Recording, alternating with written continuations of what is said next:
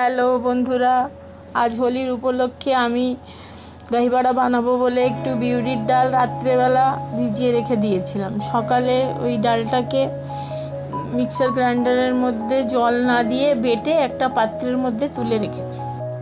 এবার আন্দাজ মতো নুন দিয়ে এটাকে ফেটিয়ে, এই দেখুন আমি কীভাবে ফেটাচ্ছি, ফেটিয়ে এটাকে 10-15 মিনিটের জন্য অন্য সাইডে তুলে রাখতে হবে।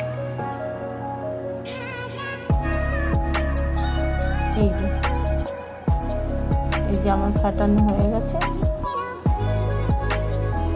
এবার আমি এটাকে সাইডে রেখে ঢেকে দিলাম। এবার ব্যাটারটাকে আমি কড়াইয়ের মধ্যে দেখুন তেল গরম করতে বসিয়েছিলাম, অল্প অল্প ছোট ছোট করে কড়াইয়ের মধ্যে দিয়ে দিতে হবে। এটার জন্য আমার হাজব্যান্ড আমাকে হেল্প করে দিচ্ছে।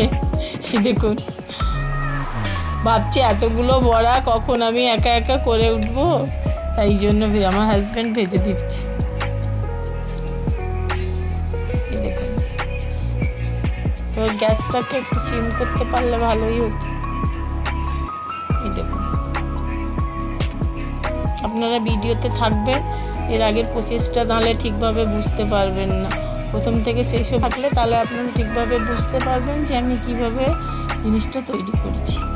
নাহলে আপনারা যদি ভাববেন কি অল্প দেখেই ছেড়ে দেবেন, তাহলে কিন্তু এটা আপনারা ঠিকভাবে বুঝতে পারবেন না। এটাকে তাই জন্য প্রথম থেকে শেষ অবধি দেখতে থাকবেন। এবার বড়াগুলোকে ছেঁকে নিলাম।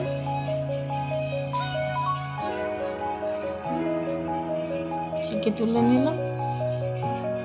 এবার এগুলোকে ঠান্ডা জলের মধ্যে বড়াগুলোকে আমি একের পর এক করে ছেড়ে দিচ্ছি। এই দেখুন,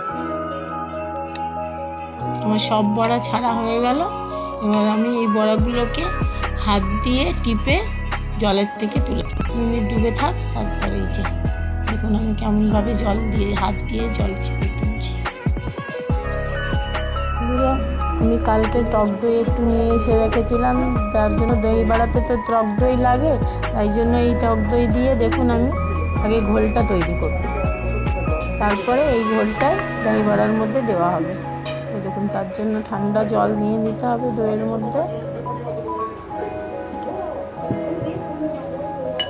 আন্দাজ মতো নুন দিয়ে দিতে হবে, এটাকে ফেটিয়ে নিতে হবে। আমি যেভাবে ফাটাচ্ছি আপনারাও সেইভাবেই ফেটিয়ে নেবেন।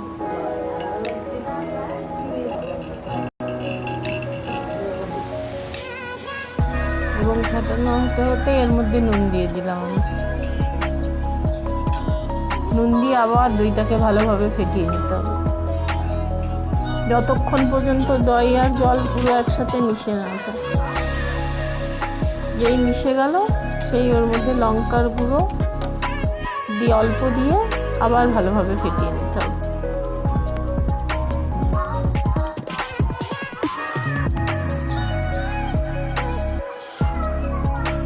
এই যে আমার দইয়ের ঘোল তৈরি হচ্ছে, দেখুন যতক্ষণ পুরো লঙ্কার গুঁড়োটা মিশে না যায় ততক্ষণভাবে মিশিয়েই যেতে হবে, যেন দই মধ্যে অল্প বিট লবণ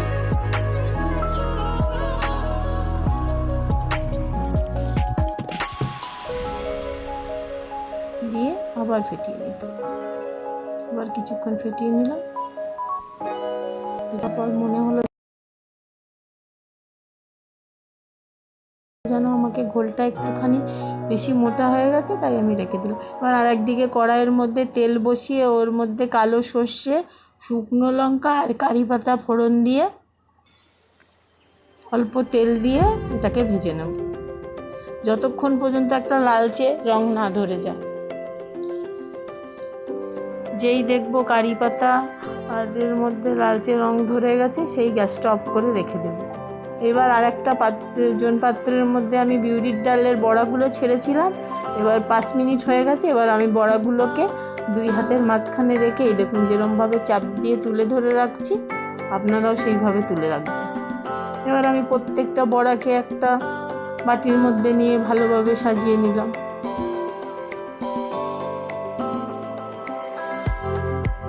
বড়াগুলো আমার সাজানো হচ্ছে, মোটামুটি দেখুন।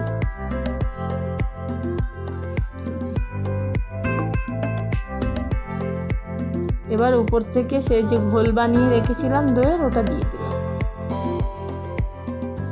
এরমভাবে দেবো যেন দহি বড়াগুলো, সব বড়াগুলো ওই দইয়ের মধ্যে চুবে যায়।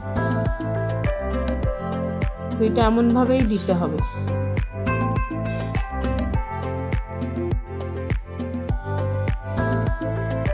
দই আমার দেওয়া কমপ্লিট।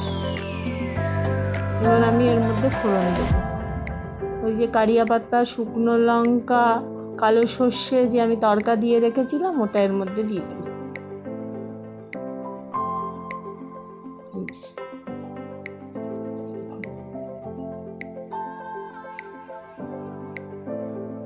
এই যে আমার দহি বড়া রেডি। এবার ফোড়নটা একটু এপাশ ওপাশ নাড়িয়ে দিলাম, এর মধ্যে বড়াগুলো চুবিয়ে দিলাম।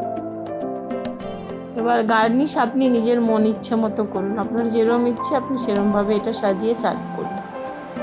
আমার কিন্তু দহি বড়া রেডি। একবার আপনারা এইভাবে বানিয়ে দেখুন, তারপরে আমাকে কমেন্টে অবশ্যই জানাবেন যে কেমন হয়েছে।